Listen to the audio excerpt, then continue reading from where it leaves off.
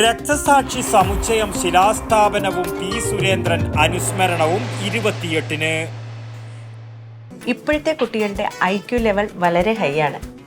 അത് നിലനിർത്തണമെങ്കിൽ പ്രോട്ടീനും കാൽസ്യവും അടങ്ങിയ ശുദ്ധമായ പശുവിൻ പാൽ ദിവസവും കൊടുക്കും. നിങ്ങൾ കഴിക്കണം.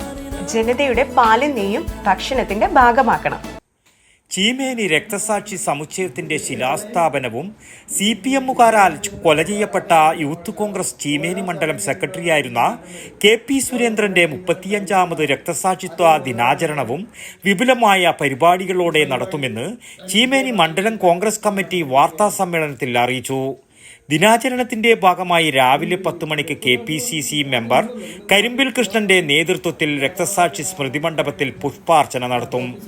വൈകുന്നേരം 3 മണിക്ക് ചീമേനി മുത്തപ്പൻ മടപ്പുരക്ക് സമീപത്തു നിന്നും പ്രകടനം ആരംഭിക്കും.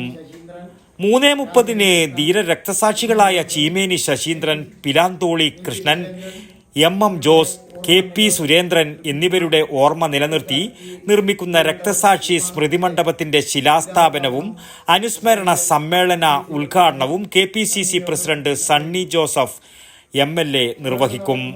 രാജ്മോഹൻ ഉണ്ണിത്താൻ MP മുഖ്യാതിഥിയാവും. കോൺഗ്രസ് വക്താവ് സന്ദീപ് വാര്യർ മുഖ്യ പ്രഭാഷണം നടത്തും. നിരവധി പ്രമുഖ നേതാക്കൾ ചടങ്ങിൽ സംബന്ധിക്കും.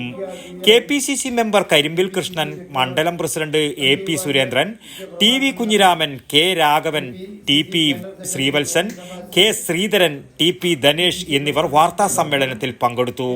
News bureau, Cheruvathur. ശ്വാസം വലിച്ചോട്ടെ.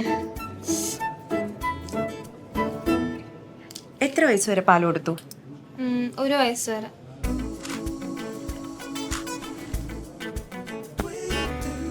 കണ്ടില്ലേ, ഇപ്പോഴത്തെ കുട്ടികളുടെ IQ ലെവൽ വളരെ ഹൈ ആണ്. അത് നിലനിർത്തണമെങ്കിൽ പ്രോട്ടീനും കാൽസ്യവും അടങ്ങിയ ശുദ്ധമായ പശുവിൻ പാൽ ദിവസവും കൊടുക്കും.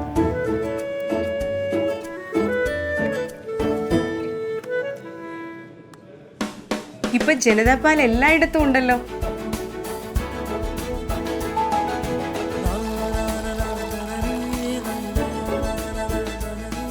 നിങ്ങൾ കഴിക്കണം.